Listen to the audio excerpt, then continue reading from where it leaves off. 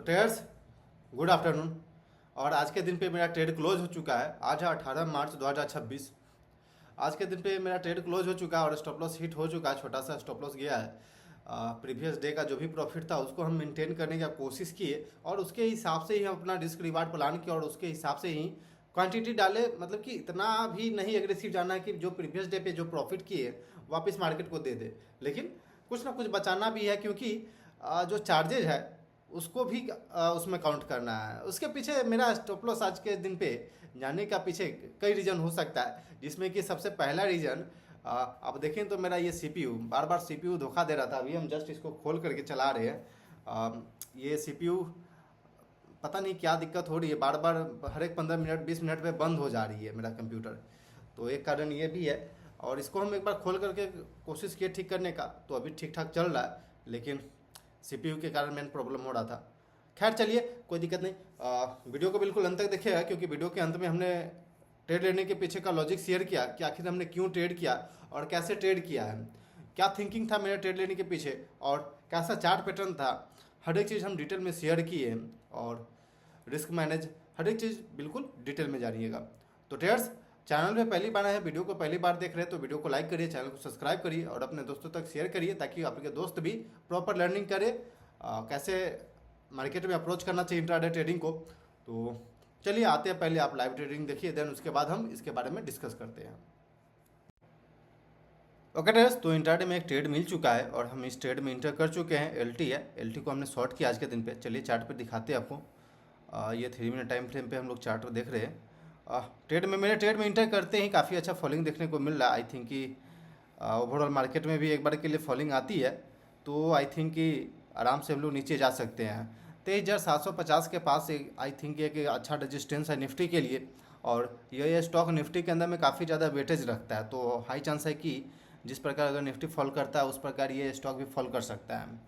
तो ट्रेड्स अभी हम जस्ट 20 क्वांटिटी इंटर किए। अगर मेरे अगेंस्ट में और आती है तो हम यहाँ पे 10 क्वांटिटी और हम इंटर कर सकते हैं।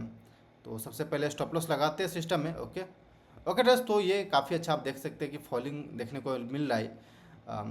अक्सर देखा जाता है कि जब भी मेरा लो क्वांटिटी होता है या फिर इनिशियल क्वांटिटी पे ही कई बार टारगेट हिट हो जाती है, लेकिन चलिए अगर इस प्रकार से एक कैंडल और बनता है तो बिल्कुल टारगेट हिट हो ही जाएगी। लेकिन अब छोटे से क्वांटिटी में कभी भी ऐसा देखेंगे कि छवि छोटे से क्वांटिटी जब भी आप इंटर करेंगे तो स्टॉप लॉस कम ही जाएगा और टारगेट जल्दी हिट होगा। पता नहीं क्यों ऐसा होता है। खैर चलिए, मेरे पास 5 क्वांटिटी 10 क्वांटिटी और ऐड करने का मेरा प्लानिंग है। अगर मेरे अगेंस्ट में ये प्राइस आती है तो हम 5-10 क्वांटिटी और हम ऐड कर सकते हैं, जो कि 3600 के आसपास कहीं मेरा ऐडिंग का प्लान रहेगा। तो फिलहाल अभी 20 क्वांटिटी से चल रहा है मेरा ट्रेड और प्रॉफिट के अंदर में। ओके यार, जैसे ही प्रॉफिट बोले ये लॉस में आ गया। खैर चलिए, मेरे अगेंस्ट में भी जस्ट वापस आया है। कॉस्ट टू कॉस्ट अभी चल रहे हैं हम लोग। मेरे अगेंस्ट में सबसे इंपॉर्टेंट स्टॉप लॉस लगाना है, तो सिस्टम के अंदर में आप देखेंगे तो स्टॉप लॉस हम लगा चुके हैं और आई थिंक हमें क्वांटिटी ऐड करना चाहिए। अभी जस्ट जीरो था, बहुत सारा अपडेट दिया अपने टर्मिनल पे, तो थोड़ा सा कन्फ्यूजन हो रहा है। ओके, ऐड करते हैं। 5 ही क्वांटिटी देते हैं ट्रेड्स, क्योंकि 10 क्वांटिटी देने पर ज़्यादा रिस्क हो जाएगा और उतना बड़ा हमको रिस्क नहीं लेना है, तो इसको हम मॉडिफाई करके 5 ही क्वांटिटी देते हैं। ठीक है, ओके 5 क्वांटिटी ही हम देते हैं, क्योंकि बड़ा रिस्क नहीं लेना है हमको।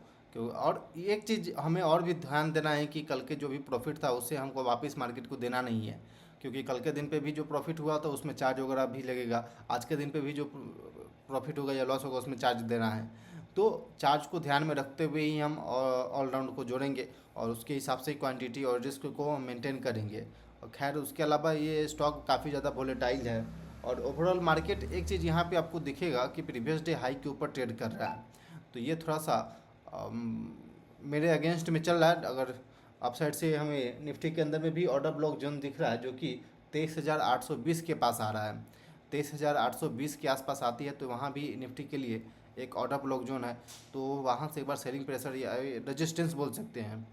खैर अभी यहाँ पे मेरा क्वांटिटी टोटल इंटर नहीं हुआ है, 5 क्वांटिटी अभी भी पेंडिंग है, देखते हैं। ओके, फॉलिंग आ चुका है। निफ्टी के अंदर में भी फॉलिंग आया था, जिस वजह से यहाँ भी बिल्कुल निफ्टी के जैसा ही ये प्राइस एक्शन बिहेव कर रहा है यहाँ पे भी एलटी में। और निफ्टी के अंदर में हाई वेटेज ये स्टॉक रखता है, तो ठीक है, अब कोई दिक्कत नहीं, हम ट्रेड में इंटर कर चुके हैं, तो सिंपल अपना स्टॉप लॉस को हम प्लान करेंगे। थोड़ा सा आई थिंक कि हमको स्टॉप लॉस को ओके ओके ट्रेड्स क्वांटिटी मेरा हिट हो चुका है, और जहाँ पे 20 क्वांटिटी था वहाँ पे अब 25 क्वांटिटी मेरा हो चुका है, तो थोड़ा सा स्टॉप लॉस को हम मॉडिफाई करेंगे। ओके ओके ट्रेड्स, तो स्टॉप लॉस मॉडिफाई कर चुके हैं यहाँ पे, और 25 क्वांटिटी मेरे पास है। लेकिन एक चीज़ यहाँ पे रहेगा कि स्टॉप लॉस को थोड़ा सा हमें और ऊपर देना चाहिए, क्योंकि आप आज के हाई देखेंगे तो आज के दिन पे हम लोग हाई लगाए हैं 3605 के कहीं आसपास, 3604 रुपये 90 पैसा के कहीं आसपास हाई लगाए थे। तो हम बिल्कुल हाई के ही पास में हैं। तो आई थिंक कि हमको यहाँ पे दो रुपया और ऊपर देना चाहिए, क्योंकि हो सकता है कि अगर एक बार के लिए हाई को टच करता है तो फिर स्टॉक वापस फॉलिंग दे सकता है, क्योंकि यहीं से सेलिंग स्टार्ट हुआ है आज के दिन पे। तो ट्रेड्स वीडियो को बिल्कुल अंत तक देखिए, क्योंकि वीडियो के अंत में हमने ट्रेड लेने के पीछे का लॉजिक शेयर किया है, चार्ट पैटर्न क्या थी, क्या थिंकिंग था मेरा, और लर्निंग, सबसे इम्पोर्टेंट लर्निंग हमने शेयर किया है, तो ज़रूर देखिएगा अंत तक। ओके ड्रेस, तो इस ट्रेड को होल्ड किए हुए काफ़ी देर हो चुका है, और ये आप देख रहे हैं कि मेरे अगेंस्ट में भी अभी भी चल रहा है। एक शार्प फॉलिंग देखने को मिला था, लेकिन सेलर वीक हो चुका और बायर स्ट्रॉन्ग हो चुका है, क्योंकि ओवरऑल मार्केट का ट्रेंड भी चेंज हो रहा है, और ओवरऑल मार्केट में भी काफ़ी स्ट्रॉन्ग बाइंग जनरेट हो रहा है। तो हो सकता है इस वजह से भी स्टॉक में काफ़ी ज़्यादा बाइंग दिख रहा है। ठीक है, चलिए कोई दिक्कत नहीं, हम अपना सिस्टम में स्टॉप लॉस लगा चुके हैं, जो कि 3606 के पास लगा हुआ है मेरा स्टॉप लॉस, तो कुछ खास जाने वाला नहीं है। और ट्रेड में इंटर कर दिए तो मतलब रैंडम हमको एग्जिट नहीं करना, अपना प्लान को एग्जीक्यूट करना है, और प्लान के हिसाब से ही चलना है, अपने डिसिप्लिन को फॉलो करते चलना, ओवर ट्रेडिंग से बचना है। बस ये सब चीज़ को ध्यान में रखते हुए ही हम ट्रेड करते हैं। खैर देखते हैं क्या होती है। जहाँ से पिछला बार सेलिंग आया था बिल्कुल हम लोग उसी के आसपास आ चुके हैं। एक बार रिजेक्शन देता है और राउंड फिगर के पास है। सबसे इम्पोर्टेंट है कि हमारे लिए इम्पोर्टेंट रेजिस्टेंस था राउंड फिगर। अगर राउंड फिगर जो कि 3600 रुपये है, 3600 के नीचे अगर यहाँ पे सस्टेन करते हैं तो इजी वे में सेलिंग देखने को मिल सकता है, जो कि एक शार्प सेलिंग देखने को मिल सकता है। और आप डेली टाइम फ्रेम पे भी इस चार्ट को देखेंगे तो काफ़ी वीकनेस था, तो जिस वजह से मेरा कन्विक्शन इस स्टॉक के लिए बढ़ा है। तो ठीक है, खैर चलिए हम होल्ड कर ट्रेड को, देखते हैं क्या होती है। ओके, बिल्कुल स्टॉप लॉस के हम लोग करीब आ चुके हैं। तो ट्रेड्स स्टॉप लॉस हिट हो चुका आज के दिन पे, और चार्जेस का बात करें तो 85 रुपीज़ का ही चार्जेस कटेगा। ट्रेड्स, तो हम बात करते हैं ट्रेड लेने के पीछे लॉजिक क्या था, क्या थिंकिंग था, और कैसे हमने ट्रेड में प्लान किया, तो इसके बारे में अभी हम डिस्कस करते हैं। तो ट्रेड्स, सबसे पहले ये निफ्टी ओवरऑल मार्केट का चार्ट पैटर्न देखेंगे तो क्लियर कट आप डेली टाइम फ्रेम पे देखेंगे ट्रेड्स, तो ये क्लियर कट दिखेगा कि बाउंस पे सेलिंग करना चाहिए हमें, और एक स्ट्रॉन्ग डाउनसाइड की ओर नीचे हम लोग गए, वापस से हम लोग अपसाइड की ओर आ रहे हैं। तो हर एक बाउंस पे सेलिंग सिंपल रहता है, उसके बाद मार्केट परफॉर्म कर जाती है। तो बस मेरा थिंकिंग ये था ट्रेड्स की ओवरऑल मार्केट अगर इस लेवल के आसपास आती है तो एक स्ट्रॉन्ग सेलिंग देखने को मिल सकता है, क्योंकि ये इसको ऑर्डर ब्लॉक जोन भी हम लोग बोलते हैं। लास्ट अगर कोई अप ट्रेंड में चल रहा है और लास्ट बुलिश कैंडल जो होती है वो एक अच्छा रेजिस्टेंस और ऑर्डर ब्लॉक जोन का काम करता है। तो क्लियर कट यहाँ पे ये हमारे लिए एक इम्पॉर्टेंट लेवल था, जिसके आसपास अगर यहाँ पे आप देखेंगे 9:45 पे आया था स्टॉक निफ्टी, तो एक शार्प फॉलिंग देखने को मिला था।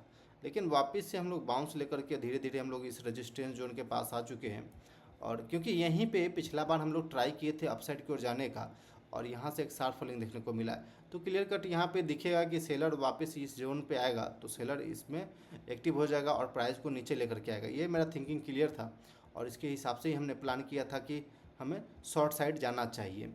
तो आज के दिन पे मेरे पास 3-4 स्टॉक जो था मेरे वॉच लिस्ट में था, जिसमें कि कोल इंडिया जो कि अपने सपोर्ट वाले ट्रेंड लाइन वाले सपोर्ट पे इसको हमने सिलेक्ट किया था। बट फ़िलहाल अभी हम ऑर्डर ब्लॉक जोन पे ज़्यादा फोकस कर रहे हैं, तो हम उस पर ही ज़्यादा ट्रेड ले रहे हैं। तो सिंपल ये हमें दिखा था 15 मिनट टाइम फ्रेम पे कि अपने सपोर्ट को रिस्पेक्ट करते हुए स्टॉक अपसाइड की ओर जा रही है।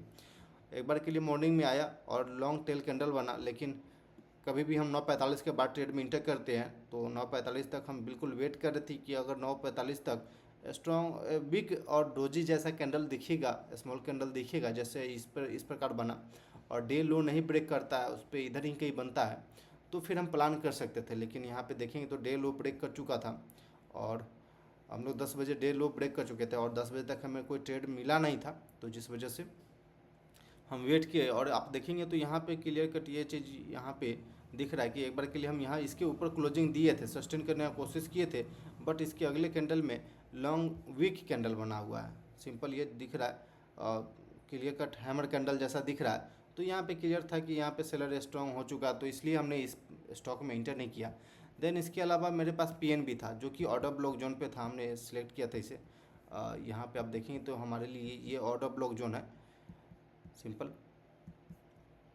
ये जोन जो है ऑर्डर ब्लॉक जोन है, क्योंकि यहाँ पे प्राइस एक बार फॉल किया और इसी बीच में हम लोग एक बार के लिए अप साइड जाने का कोशिश किए, बायर ट्राई किया, लेकिन वापस से सेलर इस जोन में स्ट्रांग हुआ और प्राइस को बैक टू बैक फॉल करा करके ले गया नीचे। तो मेरा प्लानिंग था कि इस जोन में आता है प्राइस तो हम यहाँ पे शॉर्ट कर सकते हैं पीएनबी को, लेकिन आप देखेंगे तो रिजेक्शन भी मिला, लेकिन इससे ज़्यादा हमें कन्विक्शन एलटी के पास दिख रहा था। एलटी का डेली टाइम फ्रेम पे आप चार्ट देखेंगे तो एलटी काफ़ी ज़्यादा वीक दिख रहा है और काफ़ी ज़्यादा निगेटिव पैटर्न दिख रहा है यहाँ पे। ओके, प्रीवियस ये कैंडल काफ़ी स्ट्रॉन्ग, लगभग 7% 7.5% तक का सेलिंग हुआ था इस कैंडल पे, और उसके बाद से पुल बैक आ रही है, तो हाई चांस था कि सेलिंग देखने को मिल सकता है। तो मेरा यही कुछ प्लानिंग था। तो पीएनबी के अलावा हमने एलटी को इसलिए सिलेक्ट किया था।